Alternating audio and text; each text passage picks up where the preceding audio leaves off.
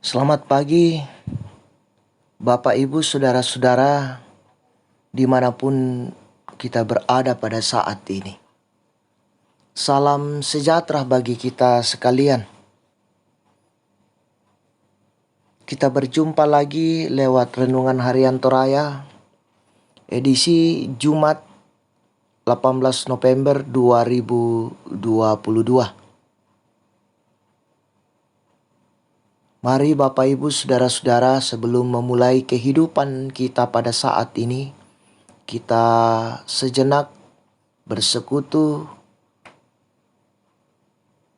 membaca dan merenungkan firman Tuhan. Sebelum itu mari kita berdoa. Kepadamu Tuhan, pada pagi yang indah ini, kami menaikkan ungkapan syukur, pujian kepadamu Tuhan. Karena kemurahan Tuhan terus dinyatakan dalam sepanjang kehidupan kami. Hari yang baru Engkau karuniakan kepada kami pada saat ini Tuhan.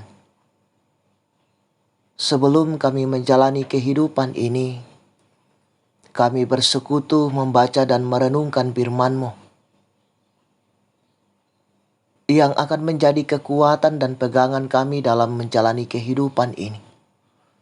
Menuntun kami dalam menjalani kehidupan yang Engkau karuniakan kepada kami Tuhan. Allah Bapa di dalam sorga, bersabdalah kepada kami siap mendengarkan firman-Mu. Di dalam nama Yesus Kristus, itulah Tuhan dan Juru Selamat kami yang hidup. Amin. Bacaan firman Tuhan pada pagi ini dari kitab Yeremia pasal 22 ayat 1 sampai dengan ayatnya yang ke-9. Ayat yang ketiga saya akan bacakan. Firman Tuhan berbunyi, "Beginilah firman Tuhan, lakukanlah keadilan dan kebenaran, lepaskanlah dari tangan pemerasnya orang yang dirampas haknya. Janganlah engkau menindas dan janganlah engkau memperlakukan orang asing, yatim dan janda dengan keras, dan janganlah engkau menumpahkan darah orang yang tak bersalah di tempat ini." Amin firman Tuhan. Tema kita pada pagi ini, hukuman dan berkat. Saudara-saudara yang sama-sama dikasih oleh Tuhan, Allah yang kita sembah di dalam Yesus Kristus adalah Allah yang adil. Artinya Dia tidak akan toleran dengan dosa-dosa. Setiap dosa sekecil apapun pasti mendapat hukuman.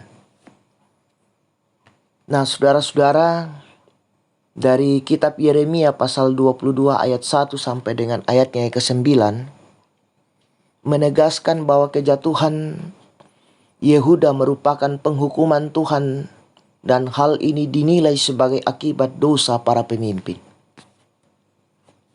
Secara khusus 3 raja terakhir sebelum Sedekia, yaitu Salun, Yoyakim, dan Konya. Mereka telah menginjak-ninjak keadilan dan kebenaran Tuhan. Mereka melakukan pemerasan, merampas hak orang miskin, menindas orang asing, anak yatim dan janda yang seharusnya dilindungi oleh mereka. Bahkan dalam peradilan, mereka justru menghukum dan membinasakan orang yang tidak bersalah.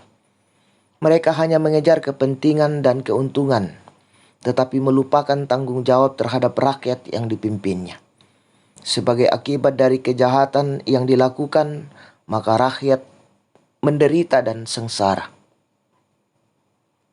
Karena itu, Tuhan akan menghukumnya dengan menyerahkan kepada musuh mereka. Bangsa itu, khususnya para pemimpin mereka, akan hidup menderita dan terbuang dari tanah perjanjian. Tidak ada jalan lain yang dapat dilakukan untuk menghindari penghukuman Tuhan. kecuali para pemimpin bersama umat segera berhenti dari kejahatannya dan bertobat.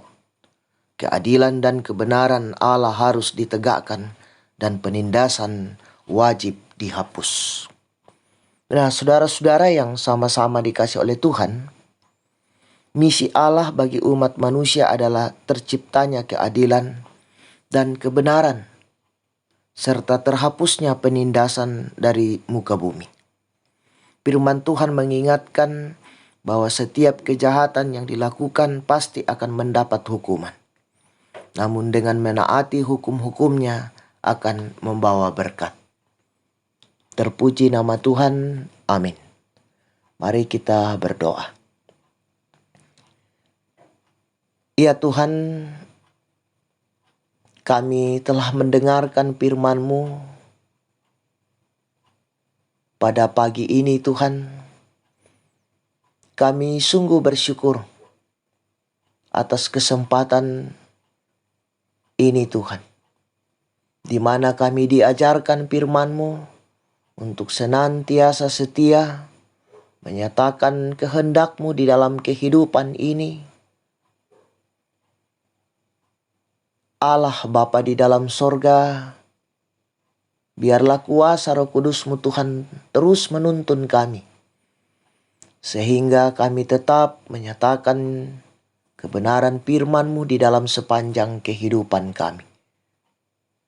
Allah Bapa di dalam sorga, kami akan melakukan berbagai tanggung jawab dan rencana hidup kami Tuhan. Topang kami dalam kehidupan ini dan sertai kami Tuhan. Biarlah kami mampu dan sanggup mengangkat tanggung jawab dan menyelesaikan berbagai rencana hidup kami Tuhan. Seluruh kehidupan kami serahkan ke dalam tangan pengasihan-Mu. Di dalam nama Yesus Kristus, itulah Tuhan dan Juru Selamat kami yang hidup. Amin. Selamat beraktivitas, Tuhan Yesus memberkati.